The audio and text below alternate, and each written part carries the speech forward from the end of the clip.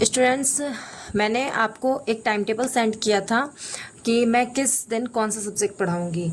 उस time table के हिसाब से आज मंडे है। मंडे को मैंने हिंदी प्रैक्टिस करवाने के लिए बोला था, ठीक है।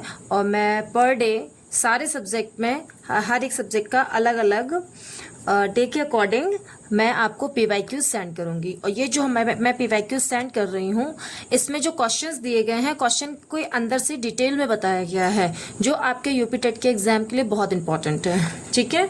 तो चलिए शुरुआत करते हैं, ठीक है। हमारा क्वेश्चन नंबर 1 क्या है? आधुनिक हिंदी साहित्य के पितामह किसे कहा जाता है? आधुनिक हिंदी साहित्य के पितामह किसे कहा जाता है? ए जयशंकर प्रसाद को, बी भारतेंदु हरिश्चंद्र, सी महावीर प्रसाद द्विवेदी, डी सूर्यकांत त्रिपाठी निराला। तो इसका ऑप्शन बी क्या होगा? भारतेंदु हरिश्चंद्र। भारतेंदु हरिश्चंद्र को आधुनिक हिंदी साहित्य का पितामह कहते हैं, ठीक है। देखिए यहाँ पर मैंने सभी के बारे में डिटेल से लिख दिया है। तो देखिए, जयशंकर प्रसाद को छायावाद का जनक कहा जाता है। जयशंकर प्रसाद को किसका जनक कहा जाता है? छायावाद का जनक। महावीर प्रसाद द्विवेदी के नाम से द्विवेदी युग का नामांकन हुआ था। जैसे आपसे तो क्वेश्चन पूछा जाए कि द्विवेदी युग का नामांकन किसके नाम से हुआ था, तो महावीर प्रसाद द्विवेदी के नाम से, ठीक है। और सूर्यकांत त्रिपाठी निराला को क्रांतिकारी कवि तथा आग और राग का कवि कहा जाता है। सूर्यकांत त्रिपाठी निराला साहब जो हैं, उनको आग और राग का कवि या फिर क्रांतिकारी कवि के नाम से जाना जाता है, ठीक है। अब आइए क्वेश्चन नंबर 2 में, प्रकृति का सुकुमार कवि किसे कहा जाता है? प्रकृति का सुकुमार कवि किसे कहा जाता है? ए जयशंकर प्रसाद, बी महादेवी वर्मा, सी सुमित्रानंद पंत, या फिर डी सूर्यकांत त्रिपाठी निराला जी। तो हमारा आंसर है ऑप्शन सी, सुमित्रानंदन पंत जी को, ठीक है। प्रकृति का सुकुमार कवि किसे कहा जाता है? सुमित्रानंदन पंत को। तो देखिए, प्रकृति का चितेरा कवि भी सुमित्रानंदन पंत को ही कहा जाता है। अगर सुकुमार वर्ड ना यूज करके चितेरा वर्ड यूज कर दिया जाए तो इसका आंसर भी सुमित्रानंदन पंत ही होगा, ठीक है। और इनका सुमित्रानंदन पंत को ज्ञानपीठ का पुरस्कार मिला था। सुमित्रानंदन पंत को क्या ज्ञानपीठ का पुरस्कार मिला था, जो 1968 में, ठीक है। सुमित्रानंदन पंत को ज्ञानपीठ का पुरस्कार 1968 मिला था। और किस रचना पर मिला था? कृति या चिदम्बरा पर, ठीक है। कृति और चिदम्बरा नामक रचना पर इनको ज्ञानपीठ का पुरस्कार मिला था 1968 में, ठीक है। आइए क्वेश्चन नंबर 3 पर आते हैं। राम ने सीता को फूल दिया में को किस कारक का चिन्ह है? राम ने सीता को, जो ये को है, वो किस कारक का चिन्ह है? ए कर्म कारक, बी संप्रदान कारक, सी करण कारक, या डी अपादान कारक। तो हमारा ऑप्शन बी होगा संप्रदान कारक। देखिए यहाँ पर ऑप्शन बी संप्रदान क्यों हुआ है, इसको मैं डिटेल में बताती हूँ। देखिए, कारक की संख्या कितनी होती है? 8। नहीं, कर्ता ने कर्म को करण से, संप्रदान के लिए अपादान से अलग होने पर, ठीक है। तो यहाँ पर संप्रदान के लिए तो देने के संबंध में है। किसके संबंध में है? देने के संबंध में, इसलिए यहाँ पर संप्रदान कारक लिया गया है।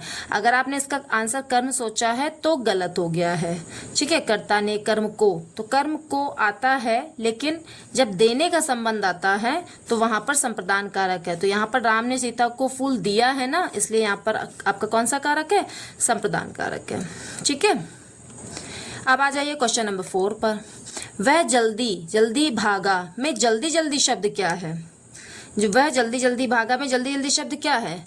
ए संज्ञा है, बी विशेषण है, सी क्रिया विशेषण है, डी सर्वनाम है। तो ऑप्शन सी क्रिया विशेषण है, ठीक है। कैसे?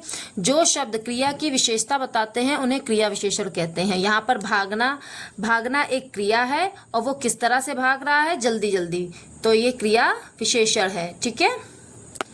आ जाइए क्वेश्चन नंबर 5 में। जिसने मेहनत की वही सफल होगा वाक्य है, ये किस टाइप का वाक्य है? ए सरल वाक्य है, बी संयुक्त वाक्य है, सी मिश्र वाक्य है, या डी अज्ञार्थक वाक्य है। तो देखिए, सरल वाक्य तो सरल रहता है। मिश्र वाक्य में जब 2 वाक्य मिले होते हैं, ठीक है, तो ऑप्शन से इसका मिश्र वाक्य है। जो वाक्य एक दूसरे पर आश्रित होते हैं, जो दो वाक्य एक दूसरे पर आश्रित होते हैं, वह मिश्र वाक्य कहलाते हैं, ठीक है। ऐसे हमारा नेक्स्ट क्वेश्चन है, क्वेश्चन नंबर 6। जल से भरा हुआ यह कौन सा समास है? यहाँ पर कौन सा समास है? तत्पुरुष, बहुव्रीहि, कर्मधारय या द्वंद्व?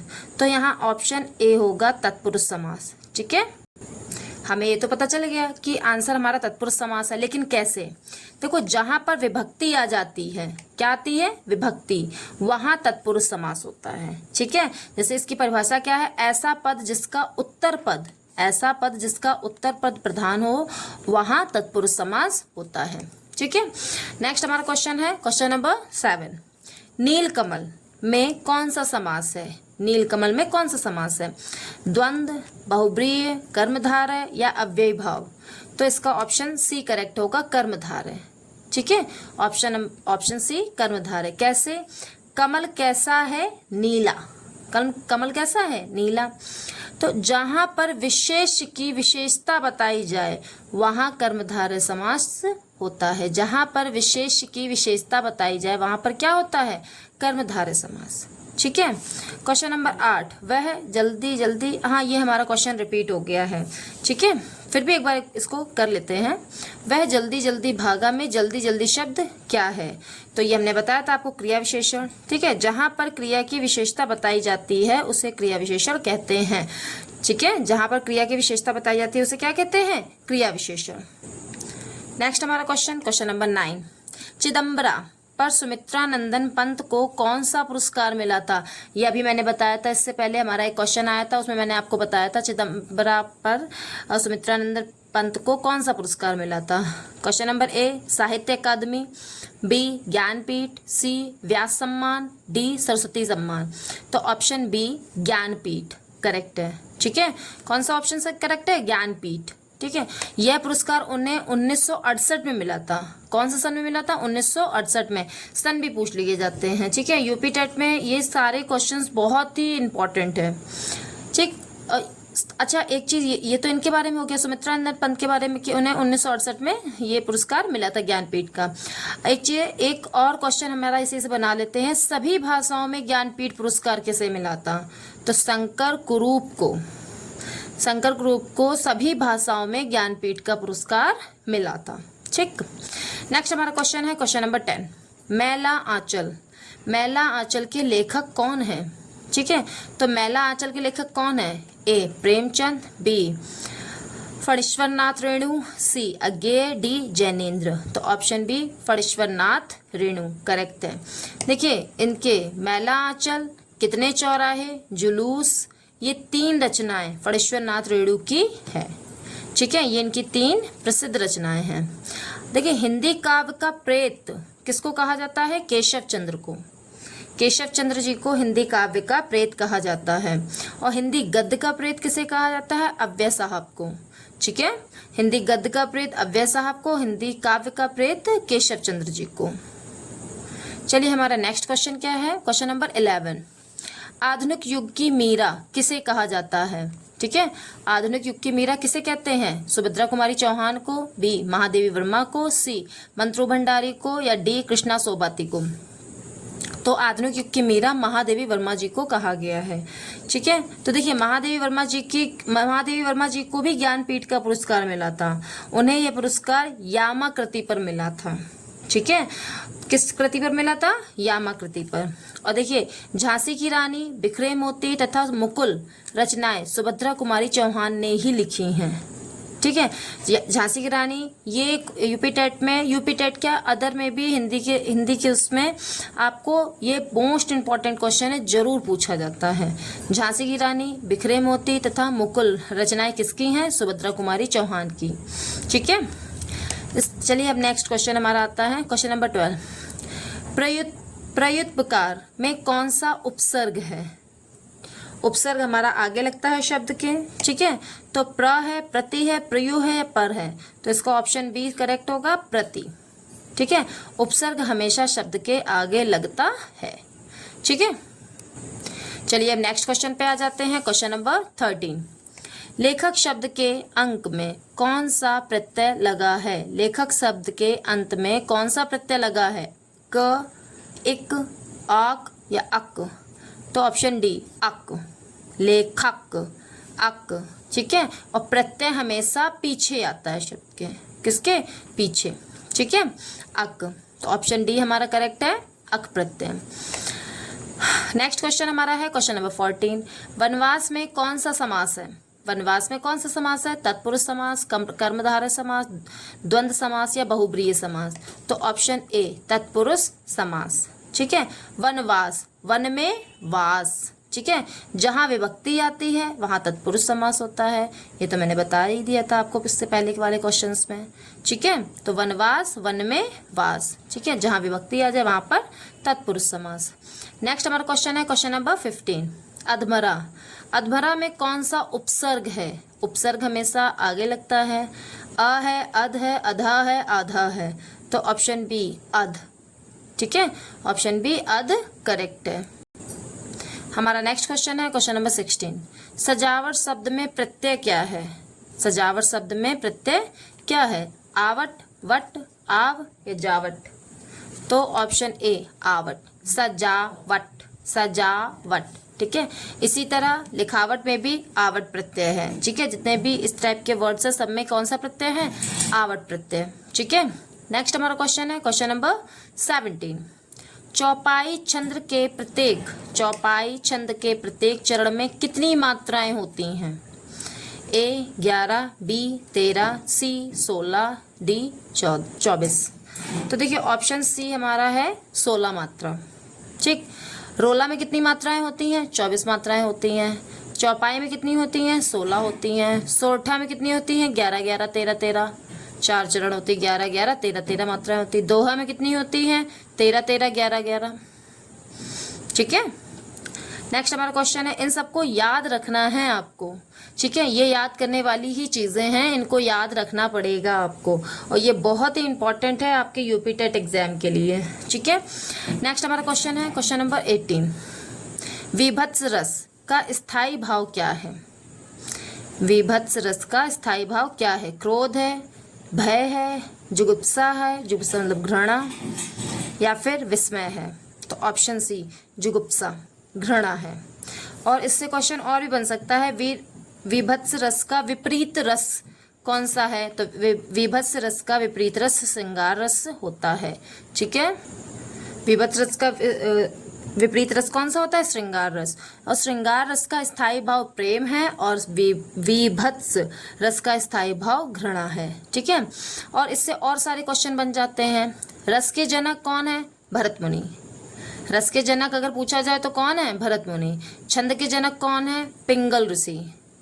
ठीक है, छंद के जनक कौन है? पिंगल ऋषि। और अलंकार के जनक कौन है? आचार्य भमा। विभत्स रस का स्थायी भाव घृणा होता है, उसका विपरीत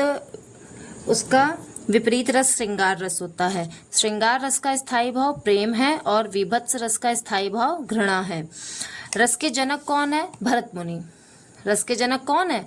भरत मुनि। छंद के जनक कौन है? पिंगल ऋषि। छंद के जनक कौन है? पिंगल ऋषि। अलंकार के जनक कौन है? आचार्य भामह। ठीक है, और रसों की संख्या कुल कितनी होती है? 8। मैं आप लोगों से एक बात बताऊंगी कि आप लोग इसे नोट कर लीजिएगा जरूर और कई बार रिवाइज जरूर करते रहिएगा। ठीक है, तभी ये याद होंगे, नहीं तो थोड़ा सा याद करना मुश्किल हो जाता है। ठीक है, नेक्स्ट क्वेश्चन है हमारा 19। तरनी तनुजा तटतमाल तरोवर बहु छाए में अलंकार क्या? अलंकार कौन सा है? तरनी तनुजा तटतमाल तरोवर बहु छाए।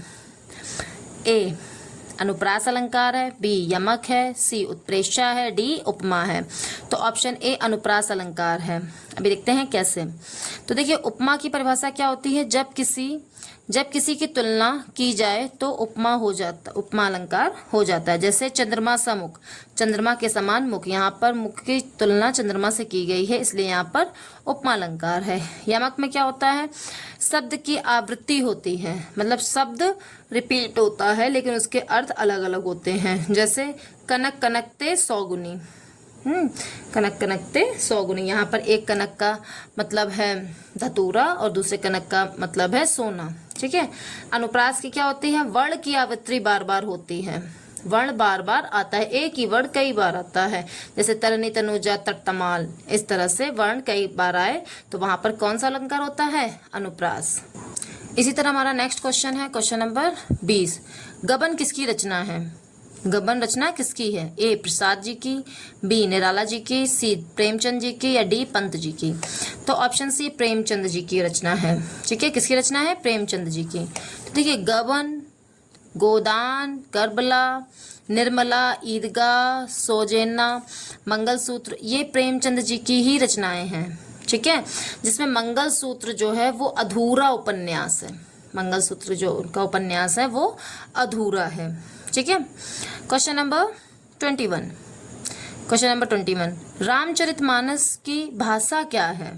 जो रामचरितमानस लिखी गई है वो किस भाषा में लिखी गई है? ए ब्रज भाषा में, बी अवधी में, सी खड़ी बोली में, डी भोजपुरी में? तो ऑप्शन बी अवधी भाषा में। रामचरित के उससे और भी क्वेश्चन आ सकते हैं, जैसे कि रामचरितमानस में 7 कांड होते हैं। ठीक है, रामचरितमानस को 7 कांड में विभाजित किया गया है। इसका सबसे बड़ा कांड है बालकांड और सबसे छोटा कांड है वो किष्किंधा कांड है। ठीक है, रामचरितमानस से इस टाइप के क्वेश्चंस पूछे जाते हैं। नेक्स्ट हमारा क्वेश्चन है क्वेश्चन नंबर 22, हिंदी दिवस कब मनाया जाता है? तो देखिए हिंदी दिवस, अगर विश्व हिंदी दिवस पूछा जाए तो उसका आंसर 10 जनवरी है, लेकिन अगर हिंदी दिवस पूछा जा रहा है तो इसका आंसर 14 सितंबर है। ऑप्शन ए 14 सितंबर। ठीक है, तो देखिए विश्व हिंदी दिवस 10 जनवरी को मनाया जाता है, क्योंकि 10 जनवरी 1975 में नागपुर में सम्मेलन हुआ था, इसलिए ये मनाया जाता है विश्व हिंदी दिवस। ठीक है, लेकिन अब देखो 14 सितंबर को कैसा है, तो 14 सितंबर 1949 को संविधान में हिंदी को राजभाषा माना गया था। ठीक है, 14 सितंबर 1949 को संविधान में हिंदी को राजभाषा माना गया था, इसलिए इस दिन हिंदी दिवस मनाया जाता है। ठीक है, नेक्स्ट हमारा क्वेश्चन क्या है? क्वेश्चन नंबर 23, रचना के आधार पर वाक्य कितने प्रकार के होते हैं? रचना के आधार पर ए 2, बी 3, सी 4, डी 5? तो ऑप्शन नंबर बी 3। ठीक है, देखिए अर्थ के आधार पर वाक्य 8 प्रकार के होते हैं, रचना के आधार पर वाक्य 3 प्रकार के होते हैं। कौन कौन से? सरल वाक्य, संयुक्त वाक्य एंड मिश्र वाक्य। ठीक है, ये रचना के आधार पर वाक्य बताए गए हैं। ठीक है, नेक्स्ट क्वेश्चन, वाच्य कितने प्रकार के होते हैं? वाच्य ए 2 प्रकार के, बी 3 प्रकार के, सी 4 प्रकार के और डी 5 प्रकार के। वाक्य कितने प्रकार, वाच्य कितने प्रकार के होते हैं? तो ऑप्शन नंबर बी 3 प्रकार के। ठीक है, वाच्य 3 प्रकार के होते हैं। कौन कौन से? कृत्यवाच्य, कर्मवाच्य, भाववाच्य। ठीक है, कृत्यवाच्य, कर्मवाच्य और भाववाच्य। अब हमारा नेक्स्ट क्वेश्चन है, यद्यपि में प्रयुक्त संधि का नाम बताइए। यद्यपि में कौन सी संधि है? ए गुण संधि, बी अयादि संधि, सी यड़ संधि, डी वृद्धि संधि। ठीक है, तो ऑप्शन सी यड़ संधि। ठीक है, ये संधि कितने प्रकार की होती है? संधि 3 प्रकार की होती है, स्वर, व्यंजन और विसर्ग। ठीक है, संधि कितने प्रकार की होती है? 3 प्रकार की, स्वर, व्यंजन, विसर्ग। देखो स्वर संधि 5 प्रकार की होती है। ठीक, कौन कौन सी? गुण, अयादि, यड़, वृद्धि एंड दीर्घ। ठीक है, संधि में संधि 3 प्रकार की होती है, संधि में स्वर संधि 5 प्रकार की होती है। तो यहाँ पर ये ऑप्शन में यड़ संधि आया है, यड़ संधि स्वर संधि से है। ठीक है, देखो अब स्वर संधि की पहचान क्या होती है? स्वर में यड़ संधि की पहचान क्या होती है? ऐसे शब्द जो या व और वा के ऊपर आधे लटके हैं। ठीक है, या और वा के ऊपर कैसे आधे लटके हैं, वहां पर यड़ संधि होता है। जैसे स्वागत, तो वा के ऊपर सा आधा लटका हुआ है इस तरह से। यद्यपि या के ऊपर वा आधा लटका हुआ है, इस वजह से। क्वेश्चन नंबर 26, निष्कपट। निष्कपट शब्द का संधि विच्छेद क्या है? निष्कपट शब्द का संधि विच्छेद क्या है? निस निह धन कपट, निश धन कपट या नी धन कपट, निस धन कपट। तो ऑप्शन नंबर 1 निह धन कपट। ठीक है, और यहाँ पर कौन सी संधि है? विसर्ग संधि है। कौन सी संधि है? विसर्ग। ठीक है, नेक्स्ट क्वेश्चन हमारा 27। क्वेश्चन नंबर 27, हिंदी वर्णमाला में अंग और आहा क्या है? हिंदी वर्णमाला में जो है वो अंग और आहा क्या है? ए स्वर है, बी व्यंजन है, सी आयोगवाह है, डी संयुक्त व्यंजन है। तो ऑप्शन सी आयोगवाह है। क्या है? आयोगवाह। तो ये कौन से वर्ण? वे वर्ण जो ना स्वर है ना ही व्यंजन, वे आयोगवाह होते हैं। ठीक है, जो ना स्वर होते हैं ना ही व्यंजन होते हैं, उन्हें आयोगवाह कहते हैं। इनकी संख्या 2 होती है। कौन कौन सी? अंग और आहा। ये सिर्फ 2 ही होते हैं, अंग आहा। Next question, question number 28। Bihari Satsai के रचयिता कौन है? बिहारी सत्सई के रचयिता कौन है? ए केशव, बी बिहारी लाल, सी भूषण, डी घनानंद। तो ऑप्शन बी बिहारी लाल। बिहारी सत्सई के रचयिता कौन है? बिहारी लाल जी। ठीक है, क्वेश्चन नंबर 29। ठीक है, साकेत, साकेत महाकाव्य के रचयिता कौन है? साकेत एक महाकाव्य है जिसके रचयिता कौन है? ए जयशंकर प्रसाद जी हैं, बी मैथिली शरण गुप्त हैं, सी निराला जी हैं, डी सुमित्रानंदन पंत जी हैं। तो ऑप्शन बी मैथिली शरण गुप्त जी हैं। ठीक है, देखो मैथिली शरण गुप्त की और भी रचनाएं जैसे साकेत, पंचवटी, भारत भारती तथा यशोधरा, ये सभी रचनाएं मैथिली शरण गुप्त जी की लिखी हुई हैं और ये जरूर पूछी जाती हैं। पंचवटी तो इसमें बहुत इंपॉर्टेंट है, पंचवटी साकेत। ठीक है, और एक चीज, मैथिली शरण गुप्त को हिंदी का राष्ट्र कवि कहा गया है। ठीक है, मैथिली शरण गुप्त जी को हिंदी का क्या कहा गया है? राष्ट्र कवि। जैसे आपका क्वेश्चन आ जाए हिंदी का राष्ट्र कवि किसे कहा गया है, तो ऑप्शन क्या होगा? आंसर क्या होगा? मैथिली शरण गुप्त। और ये राष्ट्र कवि की उपाधि उन्हें किसने दी थी? गांधी जी ने। ठीक है, मैथिली शरण गुप्त जी को राष्ट्र कवि की उपाधि किसने दी थी? गांधी जी ने दी थी। ठीक है, और हमारा आज का लास्ट क्वेश्चन, क्वेश्चन नंबर 30। जहां उपमेय में उपमान की संभावना व्यक्त हो जाए वहां कौन सा अलंकार है? ये तो परिभाषा ही है, सीधे सीधे इसका आंसर तो बहुत इजी है। जहां उपमेय में उपमान की संभावना व्यक्त की जाए वहां कौन सा अलंकार है? उपमा, रूपक, उत्प्रेक्षा या संदेह है? तो उत्प्रेक्षा अलंकार। जहां उपमेय में उपमान की संभावना व्यक्त की जाए वहां पर उत्प्रेक्षा अलंकार है। ठीक है, ये क्वेश्चंस बहुत इंपॉर्टेंट है जो आपके यूपी टेट एग्जाम के में आपकी बहुत ज़्यादा हेल्प करेंगे। तो आपको अगर वीडियो पसंद आया है तो लाइक करें, शेयर करें एंड सब्सक्राइब करें। और आपको पर डे आपको वीडियो मिलती रहेगी शाम को 8 बजे तक। ठीक है, अलग अलग क्लास की, अलग अलग सब्जेक्ट की अलग अलग क्लासेस रहेंगी और सबके PYQs ही मैं सेंड करूंगी। तो आप लोग अगर इसे पढ़ लेते हैं तो आपका यूपी टेट एग्जाम क्रैक करने से कोई नहीं रोक सकता। Okay, take care, all the best.